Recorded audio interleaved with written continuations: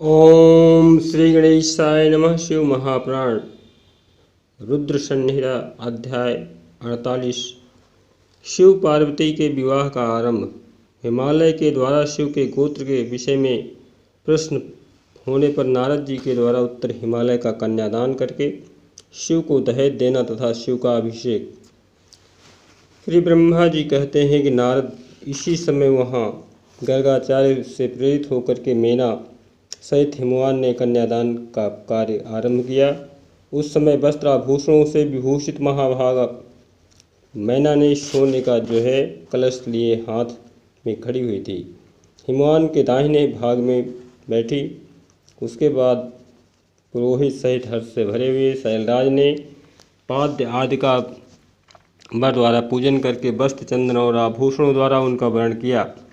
इसके बाद हिमाचल ने ब्राह्मणों से कहा, आप लोग तिथि आदि के कीर्तन पूर्वक कन्यादान के संकल्प वाक्य का प्रयोग बोलें। उसके लिए अवसर आ गया है।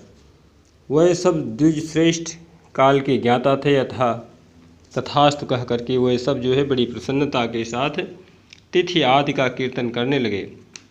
तदंतर सुंदर लीला करने वाले परमेश्वर शंभु के द्वारा मन ही मन प्रेरित हो हिमाचल ने प्रसन्नतापूर्वक हंस करके उनसे कहा, शंभो आप अपने गोत्र का परिचय दें, प्रवर कुल नाम वेद और शाखा का प्रतिपादन करें। अब अधिक से अधिक समय बिताएं। हिमाचल के ही यह बात सुनकर के भगवान शंकर सम्मुख होकर के प्रसन्न होकर के पर्वतराज हिमाचल के विषय में सोचने के लिए तत्काल शोचनीय विषय पैदा हो गया। उस समय श्रेष्ठ देवताओं, मुनियों, गंधर्वों, यक्षों और सिद्धों ने देखा कि भगवान शिव के मुख से कोई उत्तर नहीं निकल रहा है। नारद यह देख करके तुम हंसने लगे और महेश्वर का मन ही मन स्मरण करके गिरिराज से यूँ बोले। नारदोवाच, नारद ने कहा, पर्वतराज तुम मूढ़ता के वशीभूत होकर के कुछ भी नहीं जानते हो। महेश्वर से क्या कहना चाहिए और क्या नहीं कहना चाहिए इसका तुम्हें पता नहीं है। वास्तव में तुम बड़े बहिर्मुख हो। तुमने इस समय साक्षात हर से उनका गोत्र पूछा है और उसे बताने के लिए उन्हें प्रेरित किया है। तुम्हारी यह बात अत्यंत उपहासजनक है। पर्वतराज इनके गोत्र कुल और नाम को तो विष्णु और ब्रह्मा आदि भी नहीं जानते हैं, फिर दूसरों की क्या चर्चा है। शैलराज, जिनके एक दिन में करोड़ों ब्रह्मा का लय होता है, उन्हीं भगवान शंकर को तुमने आज काली के तपोबल से प्रत्यक्ष देखा है। इनका कोई रूप नहीं है। प्रकृति से परे निर्गुण परब्रह्म परमात्मा हैं, निराकार निर्विकार मायाधीश एवं तत्पर हैं। गोत्र और कुल का नाम से रहित स्वतंत्र परमेश्वर हैं। साथ ही अपने भक्तों के प्रति बड़े दयालु हैं। भक्तों की इच्छा से ही ये निर्गुण से असगुण हो जाते हैं। निराकार होते हुए भी सुंदर शरीर धारण कर लेते हैं और अनामा होकर के भी बहुत से नाम वाले हो जाते हैं। एक गोत्रहीन होकर के भी उत्तम गोत्र वाले हैं, कुलहीन होकर भी कुलहीन हैं, कुलहीन होकर भी कुलहीन हैं। पार्वती के तपस्या से यही आज प्रसन्न होकर के तुम्हारे जहाँ माता बनने के लिए आए हैं, इसमें कोई संशय नहीं है। गिरिश्रेष्ठ, इन लीला विहारी परमेश्वर ने चराचर जगत को मुँह में डाल रखा है। कोई कितना ही बुद्धिमान क्यों ना हो, वह भगवान शिव को अच्छी तरह से नहीं जानता है। मोहवाच, ब्रह्मा जी कहते हैं कि हे मुने, ऐसा कहकर के शिव की इच्छा से कार्य करने वाले तुच्छ ज्ञानी देवर्षि ने शैलराज को अपनी वाणी से हर्ष प्रदान करते हुए फिर इस प्रकार उत्तर दिया। नारद बोले, शिव को जन्म देने वाले तात महाशैल, मेरी बात सुनो और उसे अब सुन करके अपनी पुत्री शंकर जी के हाथ में दे दो। लीलापूर्वक अपनी अपने रूप को धारण करने वाले सगुण महेश्वर का गोत्र और कुल केवल नाद ही है। इस बात को अच्छी तरह समझ लो। शिवनादमयम है और नाद शिवमय है। यह सर्वथा सच्ची बात है। नाद ही शिव है, इन दोनों में कोई अंतर नहीं है। शैलेंद्र सृष्टि के समय सबसे पहले लीला के लिए सगुण रूप धारण करने वाले शिव से नाद ही प्रकट हुआ था, अतः वह इस सबसे उत्कृष्ट है।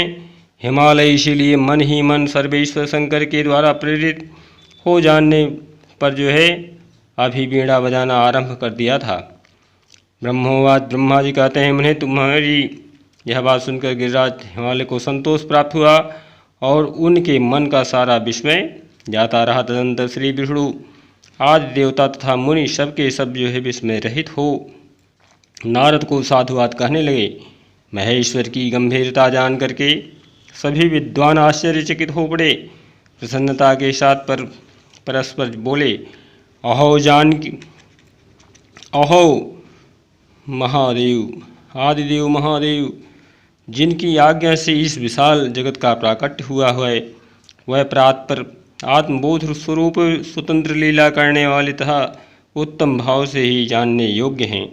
उन त्रिलोकीनाथ भगवान शंभु का आज हम लोगों ने भली भांति दर्शन किया है। तदंतर हिमालय के द्वारा जो है विधान से विधि को प्रेरित करने वाले भगवान शिव को अपनी कन्या का दान कर दिया।